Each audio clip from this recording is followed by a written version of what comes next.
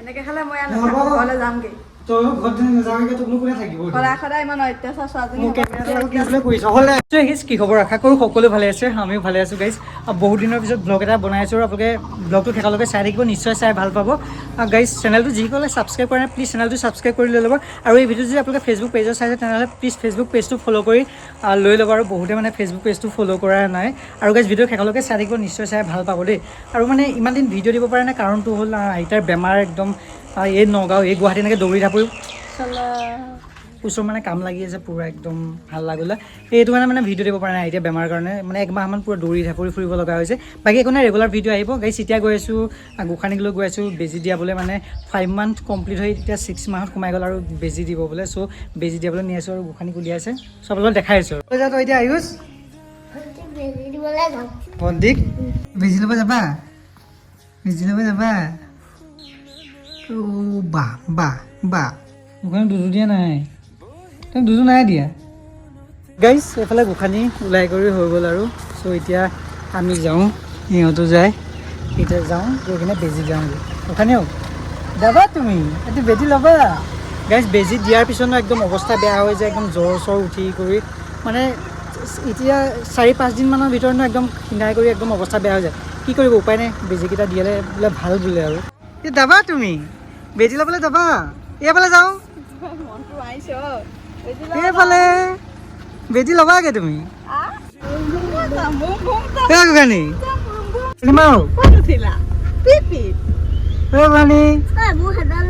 আপোনাৰ প্ৰাইভেট পাৰ্টৰ আগে সৰু হোৱাৰ বাবে লাজ অনুভৱ কৰে নেকি যাৰ বাবে পাৰফৰ্মেঞ্চ বেয়া হয় এনেকুৱা ধৰণৰ সমস্যাৰ বাবে যদি আপুনি মানসিক চাপত ভুগি আছে তেনেহ'লে এতিয়াৰ পৰা আৰু টেনশ্যন ল'ব নালাগে এইটো মোৰ হাতত দেখা পাইছোঁ মেনচিয়ৰ মাছাজ অইল এইটো তেল ইউজ কৰিলে আপোনাৰ গোটেইবোৰ সমস্যা একদম চুটকিতে সমাধান হৈ যাব ইয়াত আছে অশ্বগন্ধা শিলাজিৎ কেশৰ জয়ফল তাৰপিছত শ্ৰীগোপাল অইল আছে যিবোৰ পুৰুষৰ যৌন স্বাস্থ্যৰ বাবে একদমেই উপকাৰী হয় যাৰ বাবে ইৰেক্টাইল ডিছফাংচনৰ দৰে অৱস্থানৰ এই তেলে মানে সহনশীলতা বৃদ্ধি কৰি টাইমিংটো পূৰা বঢ়াই দিয়ে আৰু মানে কৈছে এই তেলটো ইউজ কৰাৰ লগে লগে আপোনাৰ পাৰফৰ্মেঞ্চ বহুত বেছি ভাল হৈ যাব আপুনি পূৰা শক্তিশালী ফিল কৰিব মানে পূৰা ষ্টেমিনাৰ বাঢ়ি যাব আৰু ষ্টেমিনাৰ বাঢ়ি গ'লে আপোনাৰ টাইমিংটো বহুত বেছি ভাল হৈ যাব আৰু লাষ্ট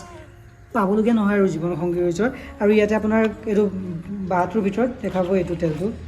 তেল এই আপোনালোকে দিনটো দুবাৰ ইউজ কৰিব পাৰে আৰু 10 টোপালকৈ লৈ ল'ব এনেকৈ দেখা পাইছে এনেকৈ 10 টোপাল আপোনাৰ জোখত লৈ ল'ব 10 টোপালমান লৈ আপোনাৰ জোখত আৰু মানে প্ৰাইভেট পাৰ্টত ধুনীয়াকৈ দিনটোত দুবাৰ মালিচ দিলে হ'ল আৰু এইটো আপোনালোকে ভাল ৰিজাল্ট পাবলৈ 2 পৰা 3 মাহ ইউজ কৰিব লাগিব আৰু 3 মাহমান ইউজ কৰাৰ পিছত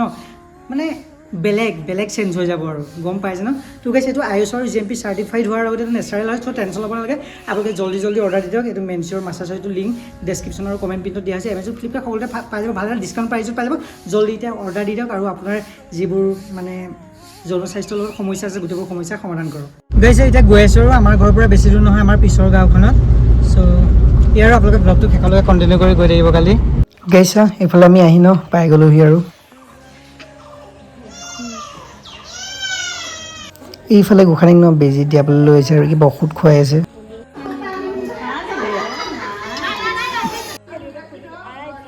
গাইছা বেজী চেজী দিয়াই কৰি হৈ গ'ল 2টা দিলে আৰু ইনজেকশ্যন চ' এতিয়া যাওঁ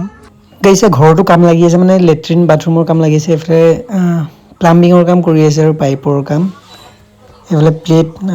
2টাত বহাব লাগিব আৰু এইটো হ'ল বাথৰুম গাইছা আহিলোঁ হোজাই মানে টাইলছ ল'বলৈ আহিলোঁ আৰু বাথৰুমত লগাব লাগে কি টাইলছ কোনটো লৈছোঁ মই আপোনালোকক দেখাই দি আছোঁ ৰ'ব দেই গাইছা এইটো টাইলছ লৈছোঁ বাথৰুমৰ কাৰণে কেনেকুৱা লাগিছে আপোনালোকে জনাব তাৰপিছত বেচিন এটা লৈ ল'লোঁ মই মানে এইটো গাড়ীতে ভৰাই দিলোঁ আৰু এই মালখিনি এতিয়া লৈ যাব আৰু গাইছা এইফালে টাইলছ লোড কৰি থকা পৰিছে আৰু গাইছা আহি পাই গ'লোঁ ঘৰ আৰু এইফালে টিঙৰ কাম লগাই থকা পৰিছে মানে যি বৰষুণ পৰি আছে ফটাফট কাম লগাই দিছোঁ আৰু এইফালে প্লেট চিলেট লগাই ঢালি কৰি হৈ গ'ল আৰু বেচিনটো আনিছোঁ আৰু এইফালে এয়া চাৱাৰ পেনেলটো আনিছোঁ এইটো চাৱাৰ পেনেলটো কেনেকৈ আনিছে জনাবচোন গাইছ ইয়াতে আছে চাৱাৰ পেনেল এইটো যেতিয়া গোটেইটো বাথৰুমত যেতিয়া লগাম গোটেইখিনি যে কমপ্লিট হ'ব আপোনালোকক দেখাম আৰু আমাৰ কিমানখিনি আগবাঢ়ি যাবলৈ দেখাই আছোঁ বাথৰুমটোত চব পাইপ চাইপ ফিটিং হৈ গ'ল খালি টাইলছবোৰ লগাবলৈ আছে আৰু গাইছ এইফালে গাঁতবোৰ খান্দি মানে ঢাকি থোৱা পৰিছে মানে পানী চানী সোমাই যায় এইটো ইয়াতে পাকঘৰটো বনাব লাগিব আৰু বাথৰুমৰ কাৰণে 3খন ডোৰো অৰ্ডাৰ দিছিলোঁ আৰু এইফালে আহি পাই গ'ল